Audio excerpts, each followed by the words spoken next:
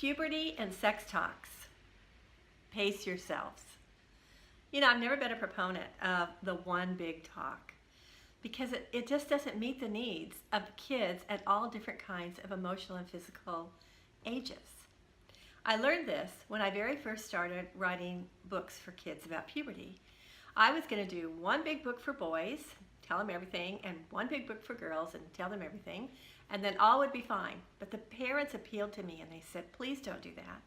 We don't want a resource where we can only tell them to read pages 10 through 20. We want age-appropriate books. So I listened to the parents, and now I have lots of books, but they were right. We do have to be sensitive to where our kids are at and meet them right there to give them age-appropriate information. Then as these kids reach the ages of for girls, about 8 to 9 years old, they start showing breast buds and hair in new places. And then boys, a year later, maybe, 9 to 10 years old, more subtle signs that you see in the boys. We've now entered early puberty. And for both boys and girls, the main thing the parents tell me is the sign that their children have entered puberty is a change in their body odor. That's pretty obvious for all of us. So in that age group, what they need to learn is about their own body. They need to learn their own reproductive anatomy, and they need to understand the changes that are coming in their body over the next couple of years.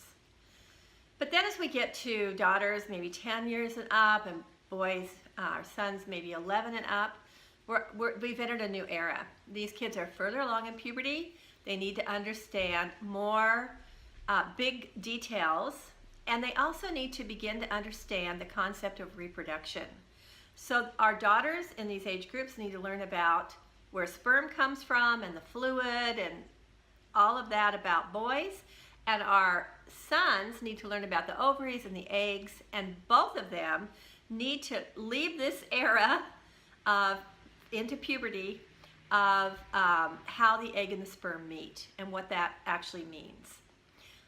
That's the important concept for these, 10, 11-year-old kids. Even at this point, I haven't encouraged you to talk about sex yet because I think they need a great foundation first. Now, I think questions are going to come up. You're going to have to be a little prepared for that. But let's definitely get the facts out before we start into this next era. They're going to learn this information from some good sources and some not so good sources, but where they need to learn it is from you. You're the parent, you're the one they trust. If you've been having these small talks all the way down from potty training up, then it will not be uncomfortable for you to now teach them the value of respecting their own body and respecting someone else's body. Such an important concept. Not something you can just start out with. You have to build to this point to really make it have the impact that it needs to have. This is Dr. Metten with Anatomy for Kids.